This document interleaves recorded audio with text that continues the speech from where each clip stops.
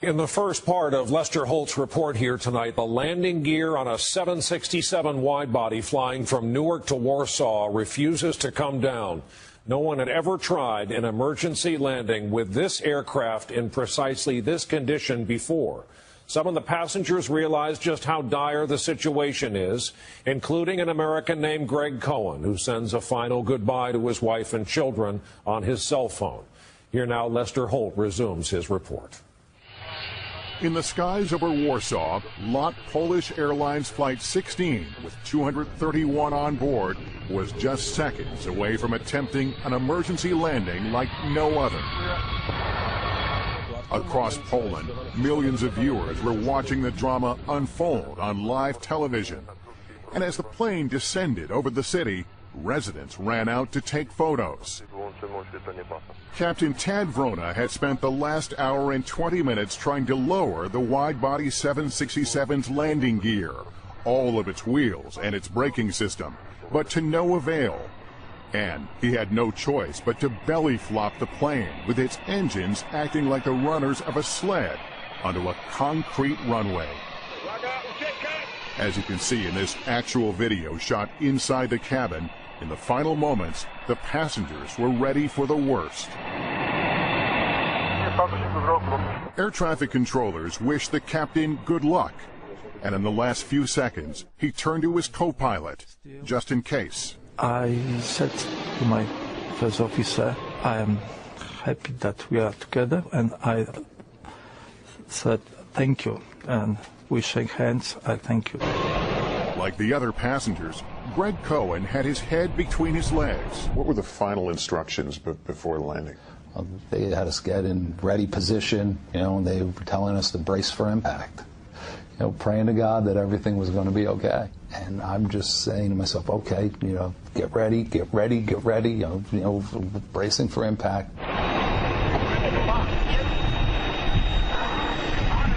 And then it happened.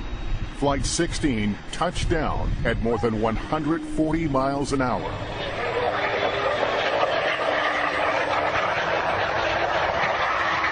This is the moment of contact on the runway, shot from inside the cabin.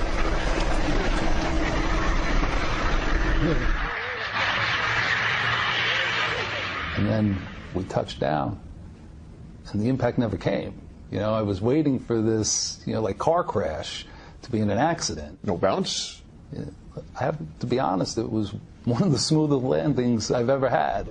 Incredibly, it was a smooth touchdown. A miracle in Warsaw.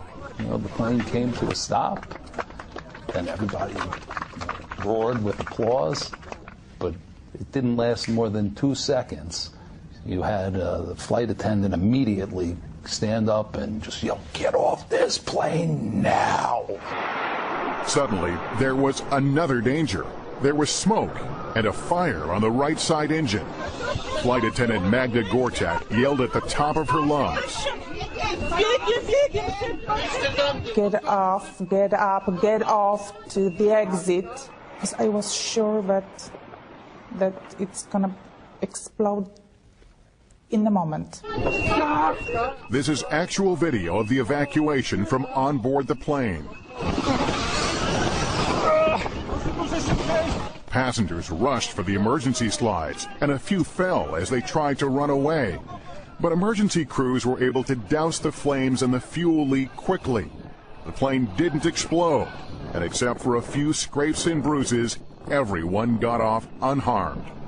It didn't really hit me until I was off the plane. And that's when, I really got emotional. That's when it hit me like, oh my God, what could have been? Greg called Michelle the moment he was clear of the plane.